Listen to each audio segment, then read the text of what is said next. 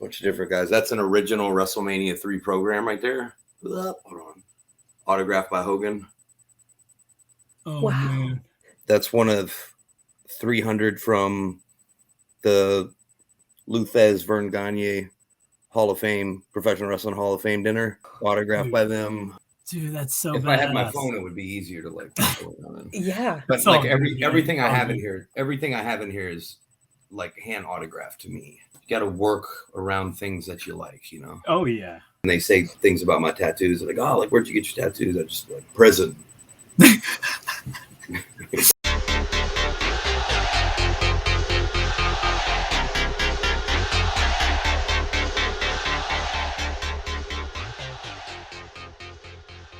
What's up, everybody? This is your boy, Psycho Boy Fodder, and I'm here live on Wrestling Road Stories. Appreciate it, man. Glad to have you on. Thank you for being on. And let's just go ahead and jump right into it.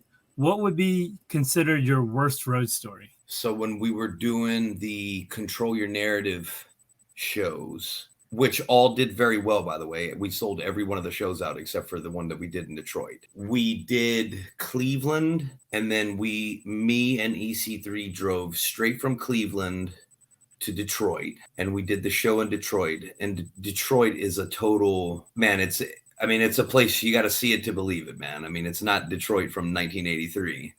So we did the show there, and we finished at 11. And then the next day we had a show in Wisconsin. We hop in the car, me and EC3, and he goes, "How far do you think we can take it?" And I was like, "I think we can push it all the way." So it kind of reminded me of, I don't know if you guys watch Seinfeld, but there's like this episode of Seinfeld where like Kramer is like in a car and he's just like driving nonstop, like trying to like get like every last droplet of the gas out of the car before he actually like stops driving. So we're driving and driving and driving and driving. And I think it was like 6 hours to Wisconsin. So we're just driving. We're just dead tired. Like just completely gassed because we've done 2 shows, 2 days in a row, drove from Cleveland, got to Detroit, did the show in Detroit, got no sleep. We first stop at a hotel and we pull in, and it was not like a great hotel either. I mean, it wasn't like it was like the Trump Suites or something like that. Like it was like Fairfield Inn or something like that. And there was like this one guy working the front desk, and I walk in, and I'm like, how much for a room tonight? So we'd probably been on the road for 4.5 hours or 4 hours and 45 minutes. Like we only had like an hour and 15 minutes to go. But I mean, like we were toast. And the guy goes, it's $225 for a room. Now we got the money to pay for the room. But EC3 is just kind of standing there and he goes, "Fuck that." And we just walk out. And I'm like, do you want to keep pushing this thing? Like, I don't know how much like physical gas that I got in the tank to keep driving, you know? And he's like, "Let's just take it all the way." So I'm like, all right. So like we hop in, and probably, I kid you not, probably like 10 minutes later, we see like a Subway, and he's like, "Pull into the Subway right now." He's like, "We got to sleep." So we pull into the Subway, and the truck, EC3 at the time, he had like one of those like new like Jeep Wranglers, and the truck is like completely slammed with stuff. So in 5 seconds, he's out asleep. And the way the truck was kind of packed, we were, if you could imagine, I don't know if you can see my chair here, but if this was like the seat of a car, he's like this, like to the window, right? It's completely out. And I'm kind of like this on the window. And I kid you not, like 3 cop cars pull in to the parking lot, and they're sitting right behind us. And I'm still awake because I hadn't fell asleep yet. And I'm like, oh shit. Because I don't know what's in the car. I don't know if there could be anything in the car that I have no clue what's in there. And I'm just sitting there, and I'm just going like, man, they're getting ready to come over here, and we're about to have a bad time. and they sit there for probably 20 minutes. And I'm just, at this point, I'm wide awake. I'm like, I could have just kept going. I could have made it all the way to Wisconsin at this point. And I'm sitting there and they pull out, and the last cop car pulls down real slow behind our car. And you know how they cut the light, like the one light on, like where it's just like beaming and they're trying to see if they can see anything. And it was literally just the way like our bodies were positioned in the car. It just looked like the car was empty, and they just drove on. And about 30 minutes later, could not go back to sleep. I just go, you know what? I'm cranking this son of a bitch up, and we're just going.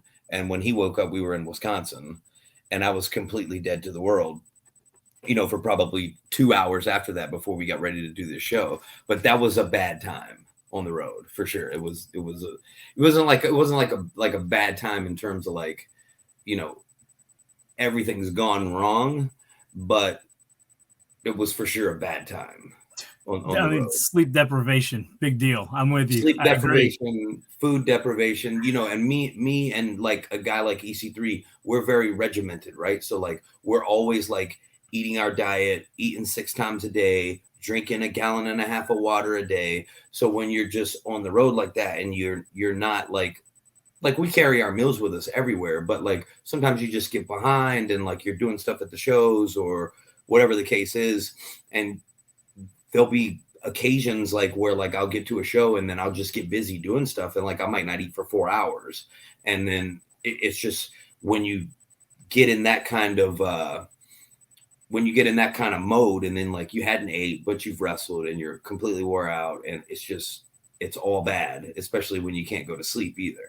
No, I get it, man. That one's wild. I wasn't sure where the cop situation was gonna go there. I was like, thank God it didn't go anywhere. I mean, like I knew it was going something. Like I knew, I was like, oh man, like this is gonna be bad.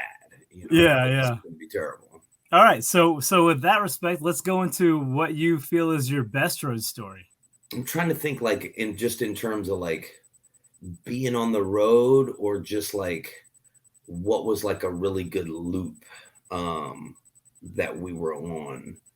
I think, man, like a really good loop that we were on was earlier this year. It's probably one of my best ones, is doing the Nuff Said pay-per-view for NWA, and then the tapings after that. So like at that pay-per-view, I worked Latimer in the Singapore King match, and then Angelina worked Camille for the women's title in that no DQ match. And man, I think like that loop couldn't have gone any better for either one of us, just because like we're there, and we're able to work really good people and put on really good matches. And then like Doc was like the agent for my match, Dr. Tom Pritchard. So he's a guy that I respect a ton. He's incredibly smart and just diligent on everything in the wrestling business. Can make you 1,000 times better. Even if you're a good wrestler, he can make you even better. And just those entire like days, being there, putting the matches together, and then also like being able to do all of that stuff together too. Because I mean, obviously everybody knows that me and her are together in real life, but it's that particular loop was so good, because that was like my first match on pay-per-view. It's cool to like work on pay-per-view, and then like a lot of people know that like Ricky Morton is really, he's very much responsible for getting me my job at NWA. And to have guys like him, like when you come back through the curtain, say like, man, you killed it, you delivered. Nasty Boy Knobs was there. He pulled me to the side and we had a long talk, and there were some people there that like knew that like that was like my first match on pay-per-view, and everybody had really good things to say. Bobby Fulton, so I mean, that I think that experience right there was probably if you can say, I mean, I guess I'm on the road, right? Because like I live in North Carolina, and I'm going to Tampa, and I'm doing the pay-per-view there, and we're doing the tapings afterwards and everything. So I mean, I think that was probably the best road story. I don't know if it's really a story, but maybe kind of, sort of. No, I mean, that works for me, man. I mean, like, not every road story is on the road. This one kind of ended up being more like the road story got you to where you were. And Sure. Yeah, the event there. No, I mean, that's awesome, man. And like, dude, Dr. Tom, man, that's a Doc name, is the brother. man, dude. Yeah, Doc dude. is the man. I love it. Yeah. I love it. Yeah. I mean, we enjoyed seeing you at NWA when we were in Winston at the Crockett Cup. Yeah, that's where I tore my calf. Yeah. I mean, some people thought that was like a storyline thing. It was totally not a storyline thing. I mean, if you want a good story for that, I'll give you a good story for that. Is we did the first match, and if you rewatch that first match, you'll see that Donovan shot me off, and I took a tackle from him, and I popped up, and I mushed him in the face. And when I mushed him in the face, he threw a clothesline. And I ducked under, and when I pivoted to kick him in the stomach, it just felt like somebody had took a bag of quarters and just smacked me in the back of the calf. The doc just told me that like a really bad strain and like a partial tear are pretty much the same thing. When that happened, I immediately knew something was wrong, but I just kind of kept going because like we're live on TV. So I'm like, we just need to kind of keep going. And once I got Donovan over to the corner, I had tag Flip, and I just got out. Like I think we were going to do like a double team move there or something. And I got out, and I just leaned down to her, and I was like, I think I tore my calf. And before I knew it, like Flip was coming back to tag me in. And so we just kind of kept going. So, I mean, I worked the rest of that match, like with all of our shine in the beginning, me taking all the heat, and to the comeback and the finish, with the partially torn calf. Some of that is probably just going off of adrenaline. But, later that night, we were supposed to work La Rebellion in the main event at the Crockett Cup. Like, we've got like this whole thing all put together. We've got it all figured out, and then like I get to the back, and I take my jeans off, and like the girl's like, look, she was like, can you stand up on your toes? And I was like, I can't stand up on my toes. Billy comes out of the truck, and Medusa is there. And we're all kind of sitting around, and I'm not like in like excruciating pain, but like I can't walk. So we're kind of just gimmicking it up, trying to figure out like, well, what can we do? So like the first question is like, can you do anything? And I'm like, well, like, let's tape it up and see what I can do. I can try to stay like active on it and walk on it a little bit. And then we just kind of like, I had kind of suggested, I was like, well, maybe it's something where Flip goes out and he has to work the whole match by himself until there's some sort of point where everybody's down. Then I can come out and kind of maybe do a little something. So at least that way I'm on camera and we're there, and then we can finagle the finish how we did. But that was a totally chaotic thing because, we were first match on that night. And then as soon as we got off, we were trying to figure out, like literally we were trying to figure that thing out until about 10 minutes before we walked out there to do it. So it's one of those things where that was, because of the injury, and obviously like I can't help the injury. I mean, it's just something that happened. Right. But because we're in that spot later on, I mean, it's just total chaos, man, trying to figure out what we were going to do. Man, that's trooper move though. It'll be like, hey, can we just tape me up and move on? Like, yeah. I mean, like, so like I would have preferred to work, but like I literally couldn't walk. And like guys like La Rebellion work a pretty like high paced style of match. And it's just like, I can't, like, it's like I can barely walk. Like I can't get in there and like run like spots or like do anything like that with these guys, So, I was obviously very disappointed, because the company trusted me enough to be in that main event spot on that first night on the pay-per-view. I wasn't able to do it how I would have done it had I not been injured at the time. So that kind of took a little bit of the wind out of it for me. As long as we got it done and the finish got over the way we wanted it to and all that, I mean, we were still able to kind of deliver what we had originally planned on. It's just a little different than what we had originally planned, but, all went well, and you know, I mean, I've healed up since then. But the Pillman match was my first match back. Yeah, and that was an awesome match too, man. I was glad I was there for that. That was a lot of fun, man. A lot Yeah. of fun, man. Yeah, Pillman's a I good enjoyed that. Good deal. All right, so I'm going to pass it off to Angel. She's got some questions for you. All right, so we just have a short list of questions we like to ask everyone. Well, this is interesting because I want to go back to something you mentioned earlier in your first story. You said that you bring your food on the road with you. Is that correct? Everybody will tell you that I always have the lunch bag with me. So you never like stop in anywhere to grab something on the go? So like if I get anything that would be considered off my diet, it would be like a protein bar or something like that. And if I do eat out, you know, like for instance, like on like my off day today, like I get 7 ounces of steak for one of my meals, right? So if I wanted to go eat out, then I might utilize that meal to go eat out, right? Because I can order like a 7-ounce steak and like some broccoli, or I can go to like I can get like a salad, you know, and have steak put in the salad, and then, you know, use something like I like to use like balsamic glaze on my salads. I don't like to use like the vinaigrette. Like the vinaigrette's got like all kinds of like saturated fats and like things like that in it. So I try to keep it as absolutely like clean as possible with all my food and everything. But, you know, I've been doing competitive bodybuilding shows for a decade. So some people would view it like, oh, like you always eat on a diet, but I just view it now as just like, that's just how I eat. Yeah, I get that. Yeah, our question is usually like, what's your go-to place to eat while you're out traveling? But it seems like you usually have yourself covered. Yes, but if I had to go anywhere to get something to eat, I would probably say, what's the name of that steak? Outback Steakhouse.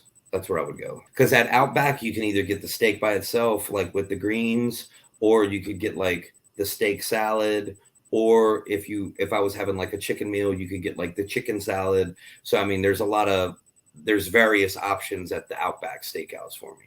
Excellent. The next question is a 2-part question. Okay. So the first part is, who was your first favorite wrestler? And the second part is, who is your current favorite wrestler? Current overall. So Shawn Michaels was my favorite wrestler when I was growing up. But as I got older, Bret Hart became my favorite wrestler because his work is just airtight. If you watch a lot of like my stuff, you'll see like if you watch how I throw punches or just different things that I do, there's a lot of like Bret Hart stuff in what I do. Even though I don't I don't have a character like Bret Hart, but you could just see like a lot of like moves and things that I do that are very like, you say like, oh, like he must watch a lot of Bret Hart. Like I had a guy ask me one time, like when he was watching one of my matches, this is a guy who used to wrestle for TNA. He goes, man, you watch a lot of Bret Hart stuff? And I was like, yeah. He's like, man, you throw punches just like Bret Hart. And I was like, oh, okay. I was like, well, that's great. You know? And I mean, you know, some of that just comes through just like watching a guy like so much. And then you start to kind of like emulate their mannerisms a little bit in your work. So Bret Hart for sure. I mean, his stuff is airtight. If you're gonna watch Bret Hart matches, good Bret Hart matches to watch are like Bret Hart versus the 1-2-3 Kid, 1993 Monday Night Raw. Anything Bret Hart and Mr. Perfect. So Bret Hart, Mr. Perfect, SummerSlam 91. And then there's I don't know if this is still out there, but there's a Bret Hart. I think it's Bret Hart and Shawn Michaels versus The Undertaker and Diesel. It's like a house show match. It's either I think it's Bret Hart and Shawn Michaels versus Undertaker and Diesel. But it's a house show match. That's on YouTube somewhere. That's a really good match too to watch. I mean, Bret just knows what he's doing. I mean, he knows how to work. He's the greatest of all time, in my opinion. Yeah, I agree. He's excellent. Like I haven't I'm a Bret seen. guy. Yeah, yeah. Danny is a Bret guy.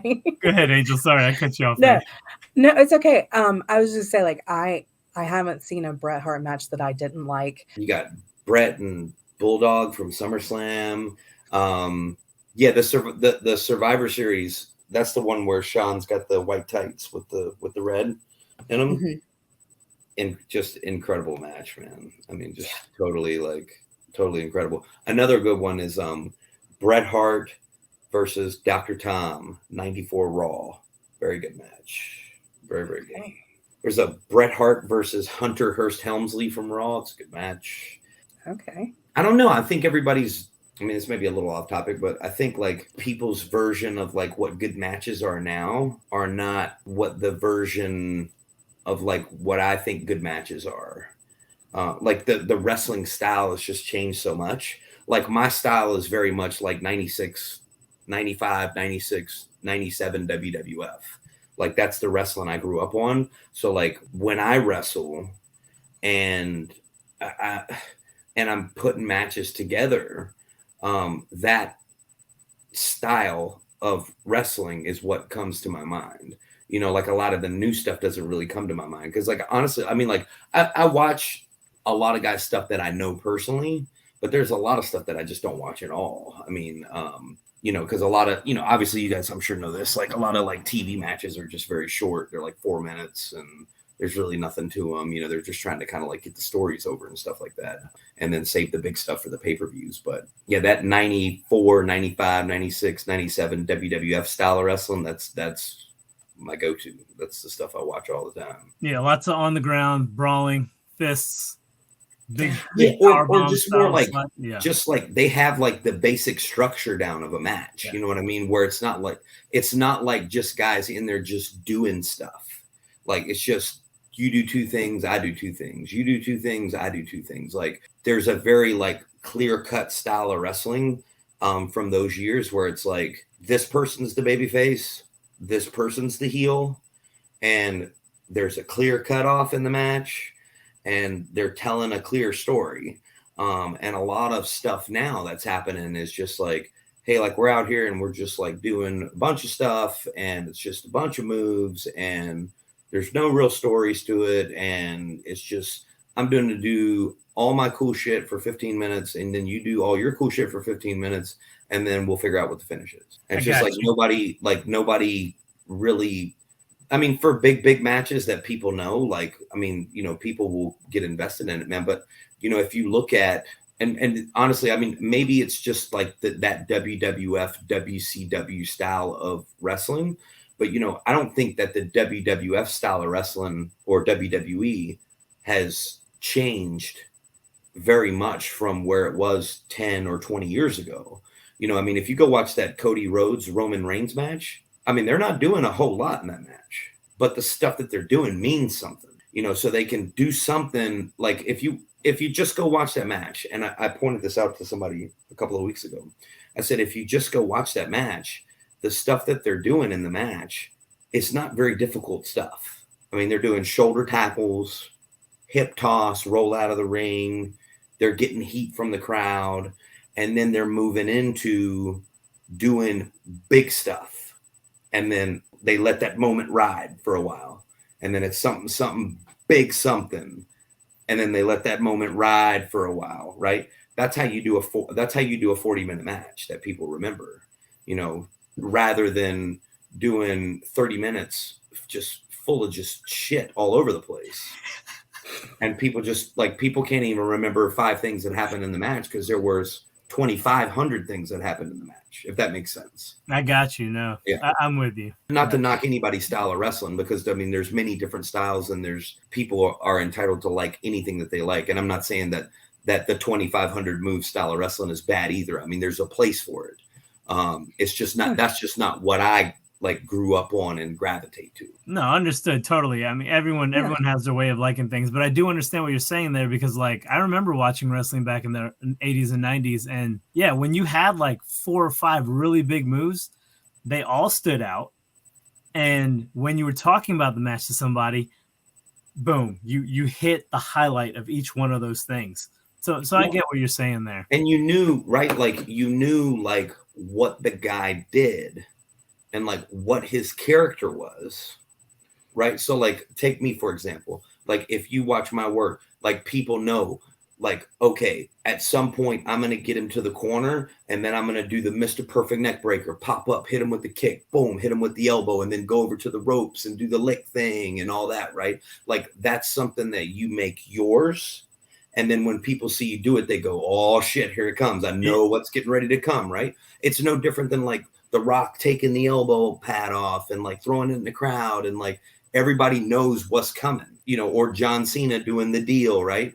People, they know what's coming and they know what to expect, right? So when he does that, you know, 50 times and he never misses, and then he misses that one time, then it's a huge deal because everybody's like, oh shit, like I thought he was going to hit it, but like he always hits it, but this time he didn't hit it, you know? So that's how you kind of create those characters and, you know, have like those big moments in the wrestling matches, because they're not doing 500 moves, you know, that just, hey man, I'm going to fucking hit you with the pile driver and then hit you with this and then hit you with this, and you just pop back up like fucking nothing's wrong. I got you. Yeah. Yeah. It's kind of like when we were talking to Bojack not long ago, and I told him, like, I always look forward to when he pounces somebody. And same night, the same AML night that you fought, he was in a match, and with he went to go.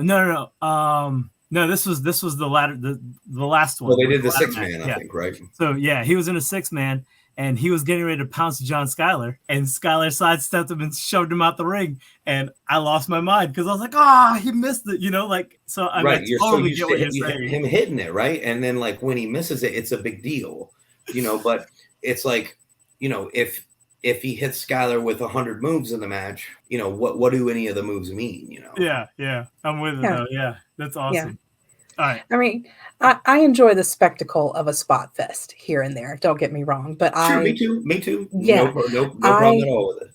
I am mostly in love with wrestling because of the storytelling. So yeah, I much prefer like a good story with, like you said, maybe not some like super complex moves, but you know, I can remember everything that happened. I heard Vince Russo on an interview a couple of weeks ago, and he was talking about wrestling, and I remember he said, you know, people watch wrestling for the story.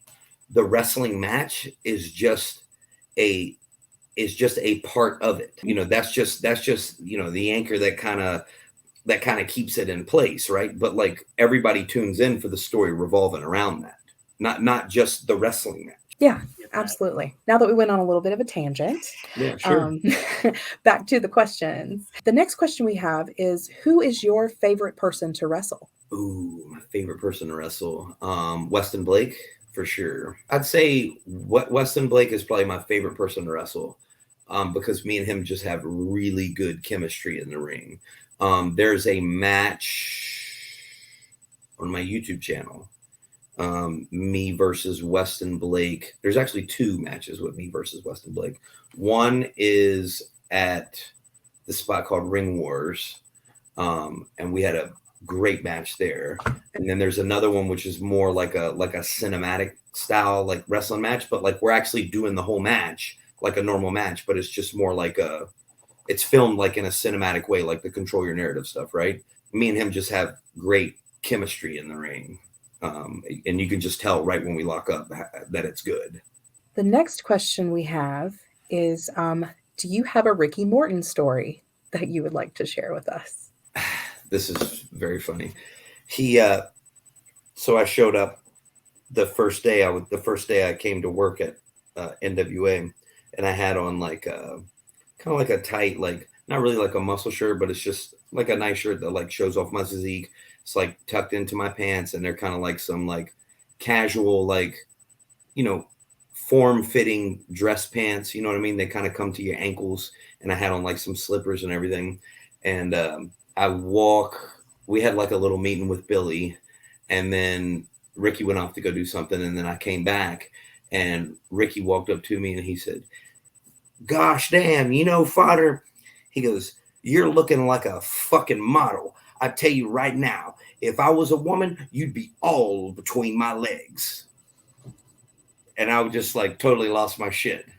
I was just like, it was just one of those things where you just never forget it. Oh my gosh. That one might be one of my favorites so far.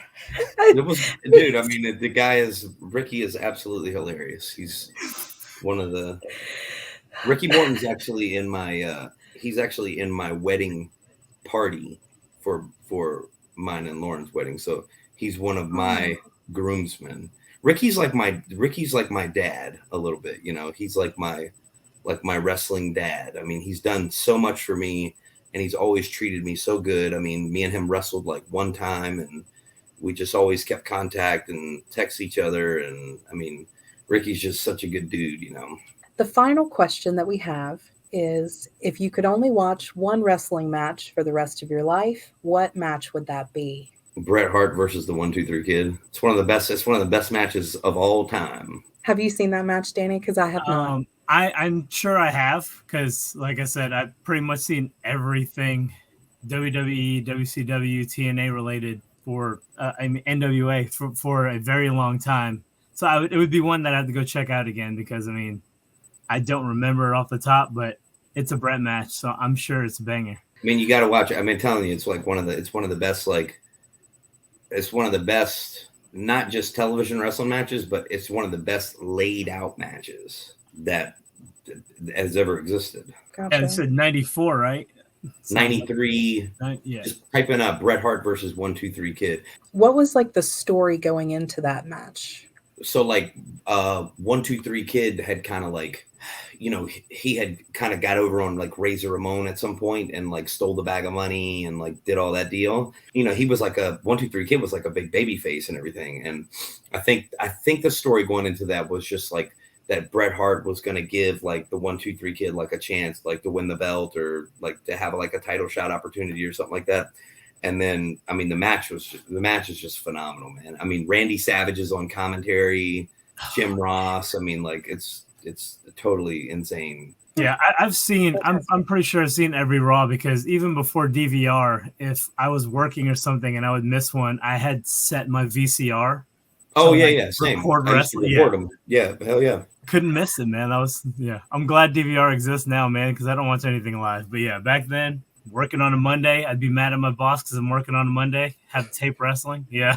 Oh yeah, no doubt. I know exactly what you mean. Well, that is all the questions that I had. How many tattoos do you actually have? I'm a big tattoo guy myself. So. No idea. Like I started getting them when I was like 18, and man, like I would just get one and then get another and then be like, oh, I got like open space here. Like I'll add something in over here. And when I started doing bodybuilding shows, I really laid off getting any more tattoos, because, you know, the more tattoos you have, the more it kind of covers up the detail of your physique. Yeah.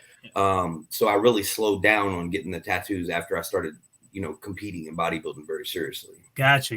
Yeah, I'm looking to get sleeves at some point myself, just to finish off. I have 2 big dragons on my back, but yeah, so I'm just curious, because I was like, man, you're tatted up, and I think it's awesome. So I mean, I've got some good tattoos and I've got some totally shitty ones, man. So my one of my pals had got his tattoo gun and was working, and he works in like a big shop now, but back then he did not, and he was kind of like learning how to do everything. Was always a good artist, but just learning how to do everything with the tattoo gun and all that kind of stuff.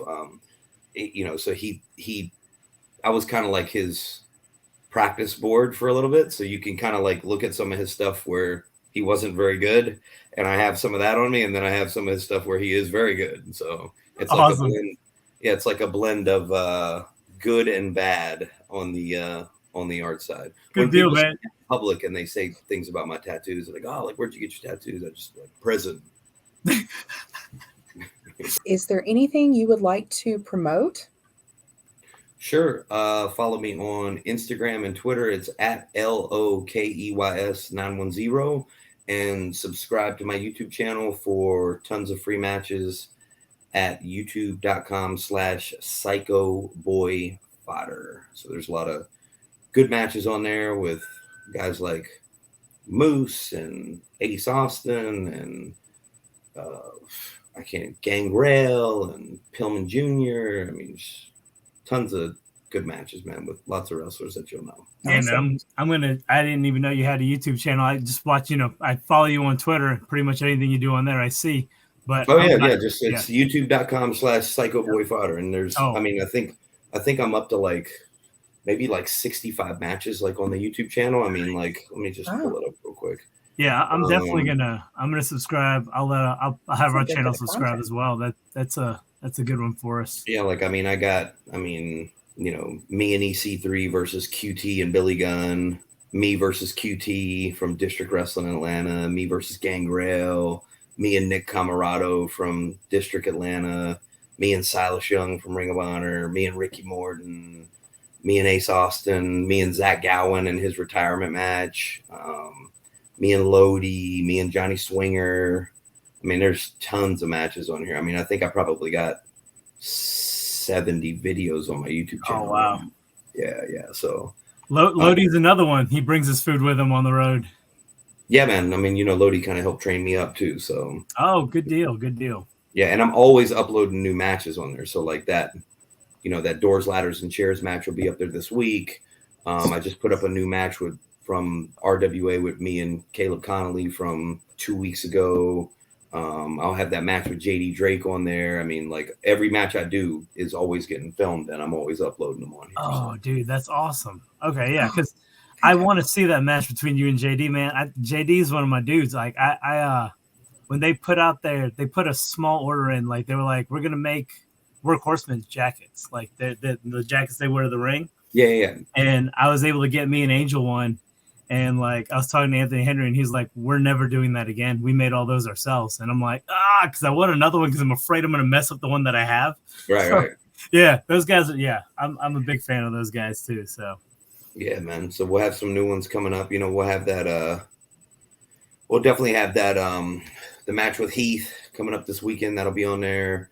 The mix tag from High Point. That'll be on there. I mean, like every match I do, I always make sure I got my camera guys there to record, and you got to document all this stuff. Oh yeah, man, for sure.